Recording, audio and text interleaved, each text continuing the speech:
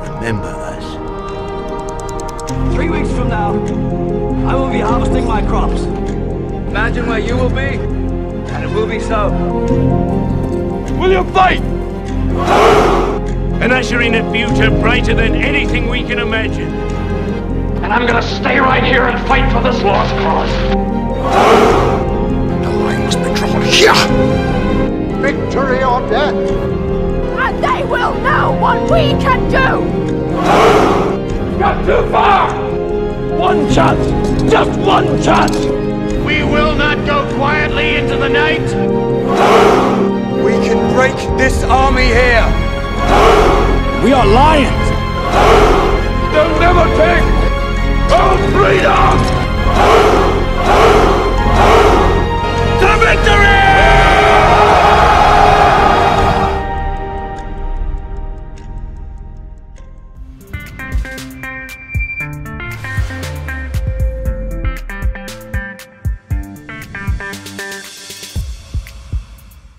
What up, Jippers? LPlay's back once again for another Waking Titan update video, and since the last one, things have gone a little bit crazy. We have had some really cool things happen, and we are gearing up to the ultimate grand finale. Now, for those of you that watched the last update video, you will remember that we were completely stuck on a server challenge that had been issued via Emily Loop16 on Reddit, and despite all of the efforts of the CSD and the game detectives and all of the discords, we were not able to solve the puzzle at the time that I made that video. However, of course, good news, we did eventually manage to crack that puzzle and get things solved, because it was eventually realized that the key to unlocking the cipher and to solving that puzzle was actually double transposition. I'm not going to pretend I know the details around how all of that code cracking works, but if you do want to find out a little bit more, you can go to the Game Detectives wiki. Of course, as always, the link for that will be in the description below. But essentially what that did was allow us to identify which server out of all of the servers we had been provided with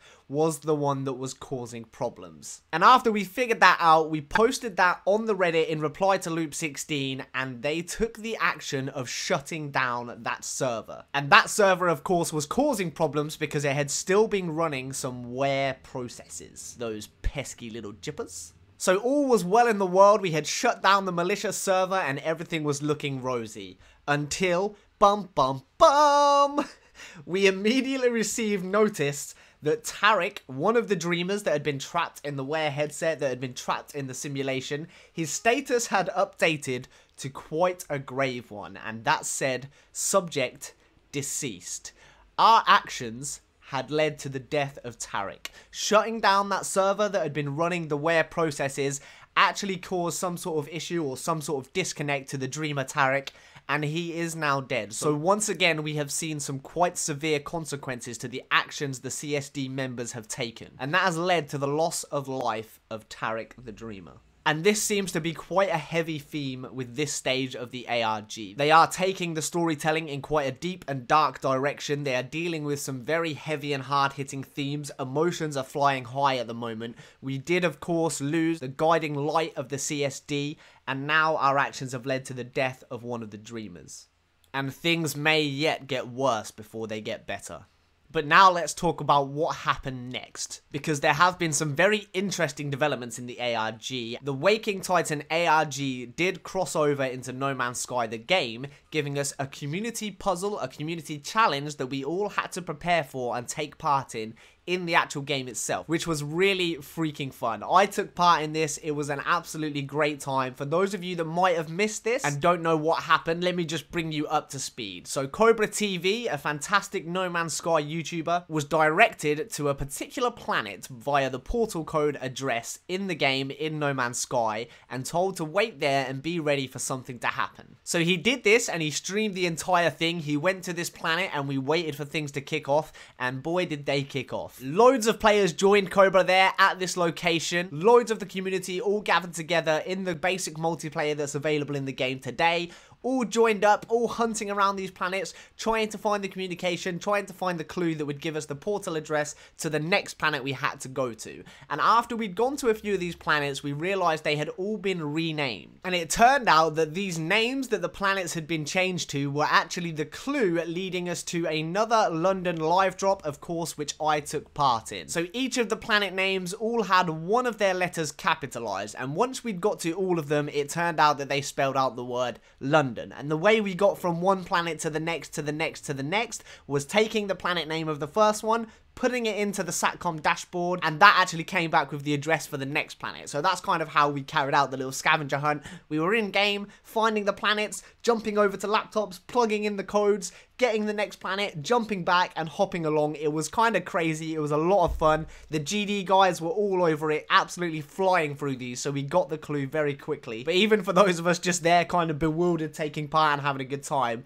it was a lot of fun. But that wasn't it, because after that event had ended, after we'd got the clue, after we were given the heads up that there was going to be another London live drop the following day, something very special happened on Cobra's stream. He was sent a link, a one-use only link, directly to him and him alone on the stream by Emily, by Loop16, and that enabled him to enter a very special chat conversation on the Dreamer application. So he jumped in and he was actually in a one-on-one conversation with one of the Dreamers, and that was Simon. This wasn't like the conversations and the simulations that we can all run through now on the app. This was an actual conversation. Somebody in real time was on the other side of that, replying to him, actually reading the messages that he wrote and replying to them directly. So that was really cool. It allowed us to ask a couple of questions and get a couple of unique answers that we hadn't been able to get through the structured simulations that we can run through currently. And it appears that this was just a pilot run, because following that, on July the 7th, we received another new message from Emily, and that read as follows. Hello everyone, I'm testing out a new feature for the SATCOM 70 network. We ran a short test of it yesterday, which some of you might have seen. Basically, I'm working on a way to establish live sessions between Dreamers and individual CSD members. I can do 5 today, but there will definitely be more in the future. Right now, we're just stress testing and making sure it doesn't cause problems. I can't guarantee that the sessions will work exactly as you might expect, but at the very least, it will be interesting. And then it asked us to select 5 different community leaders or community members that would be chosen from various sections of the CSD community. So we had the ETARC, the Atlas CSD forums, we had Reddit, we had the No Man's Sky Discord, and the Game Detectives Discord. And basically what happened was each of those communities nominated one person who would be able to take part in this, to receive the link and run through a conversation with one of the Dreamers to try and get some more information that might help us when it comes to the big extraction event that's going to be coming up on July the 20th. But for this part of the ARG itself, this actually led to a couple of these successful streams where somebody went on, had another live chat, much like the way that Cobra did, and we'd got some information out of that and some useful clues that might act as passphrases or triggers or pieces of information that will help us when we do get to that final big event. And of course, it was just really cool to see people actually talking to someone in real time on the other side of these apps and being able to actually interface with the Dreamers and find out some cool stuff about them. Some of them were really cool, some of them were really cute. It was just a lot of fun, and I definitely applaud the way that they've kind of ran that side of things. This whole setup they've done, the UI, the application front screen, their whole way of doing these simulations has just been really impressive to me. So that was those simulations. Then of course we did have the Waking Titan London live drop. I won't talk too much about that. I streamed the entire thing on my channel. You can go back and watch it, and the link will be in the description and pinned comment. But basically that led to me, Robot Boy, and Tom Coots, who all attended the live drop, receiving an actual physical box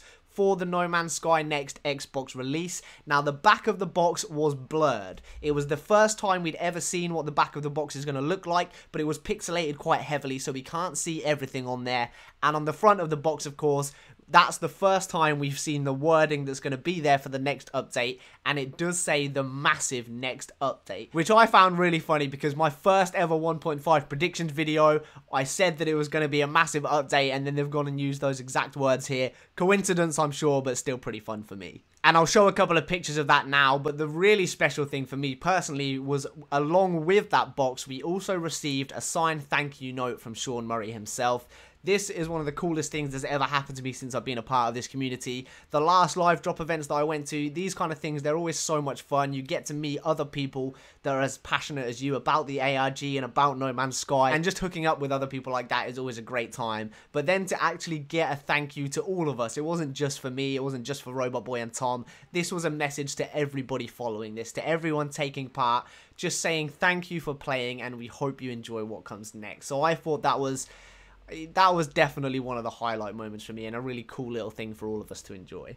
So yeah, like I say, some pretty crazy things happening right now with Waking Titan, and I've got a feeling it's only gonna ramp up even more as we draw to an end.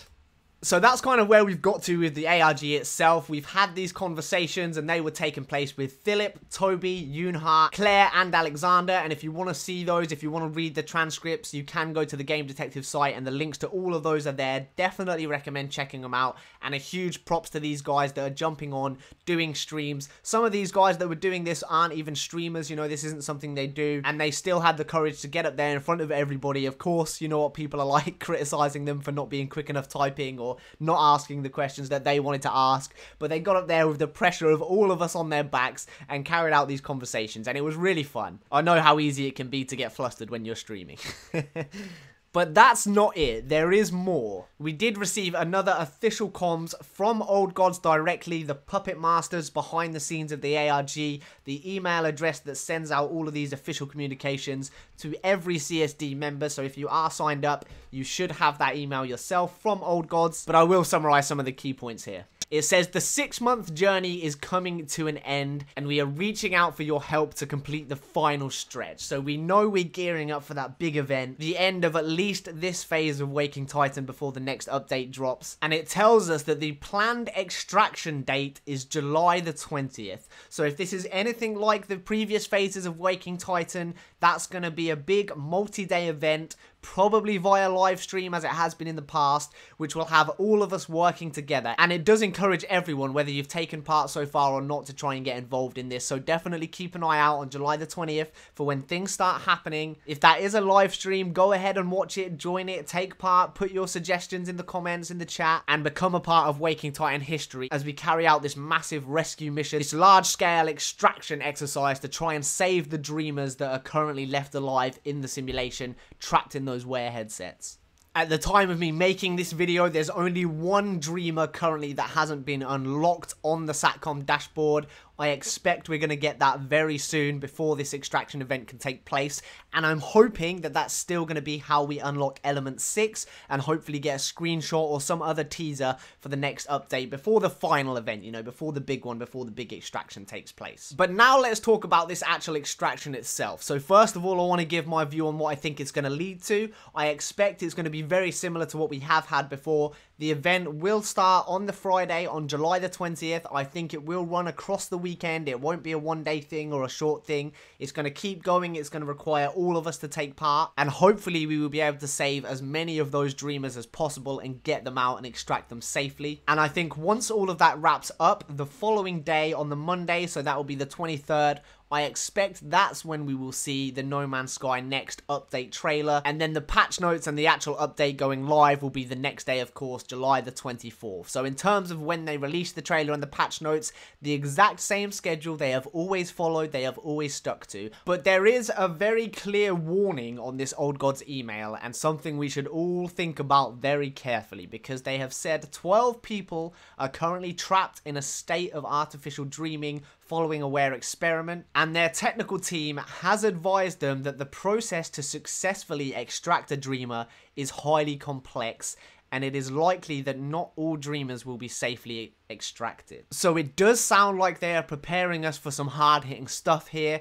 I don't think we're going to be able to save all of the dreamers. You guys know my theory on what is going to happen to the dreamers that we don't save. I think the choices that we've made, the way we carry out this extraction to save some of them but not all of them, is going to lead to some of them being trapped in there forever, and I think that will lead to them being enemies in No Man's Sky next when the update drops. Actual NPC characters that are in the game and go against us. That's my theory. That's the way I think things are going to go. Not necessarily necessarily the way I want things to go. It would be fantastic if we could save all of these guys, but it doesn't look like that's going to happen. And I do think a big part of this is going to be the actions that we take on this extraction, the way that some people are going to let their emotions lead them and choose some people to save over others, and possibly take bigger risks in this extraction process because of that, is going to have some quite dire consequences some of us might not be prepared for. And I of course think that there is going to be a lesson that we learn as a result of that when we look back at exactly what we've done here. I've always said I'm not entirely sure that I trust Emily. I do think the Atlas is going to turn against us in No Man's Sky next, and I do think the idea of the Dreamers becoming an enemy because of what we have done is quite hard-hitting stuff. It's going to make us look back and think about the actions we've taken and maybe realize that actually this is an enemy of our own making and we are responsible for everything that's happened here. So there are going to be some tough choices to make here. Hopefully we do the best that we can and we save as many as is actually possible within the constraints of the ARG.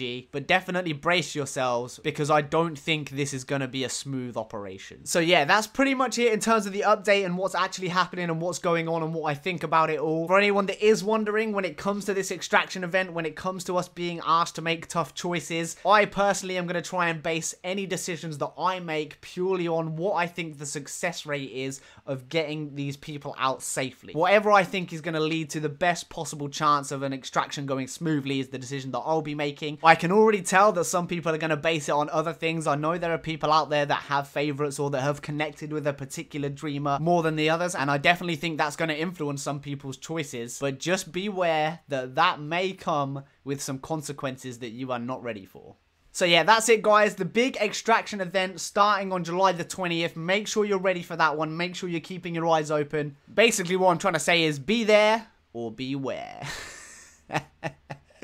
Alright guys, hopefully you enjoyed that one, or at the very least found it useful. I will be updating as things happen. I will be following all of this stuff and I will be putting out more content on No Man's Sky next and No Man's Sky now. Gameplay news, Waking Titan updates. Stay tuned for all of that good stuff and I will catch you in another one very soon. Take care guys, and peace. Just want to give a huge shout out and thank you to all of my current Patreon supporters: Shiraka Majelli, Yo, Madeline J, NTB, Ovin S, Tyler D, Todd Cook, Neil B, Anarchy, Vanilla, Rasmus K, Autumn Long, Lukash, Husband Vader, Amras, Dale from the Atlas Hub, Ty the Blazer, Joanne Anderson, Heath, The Portrait Dude, Akami, Mac for a Day, Ongrad, and Dead D Reza. You guys are the best.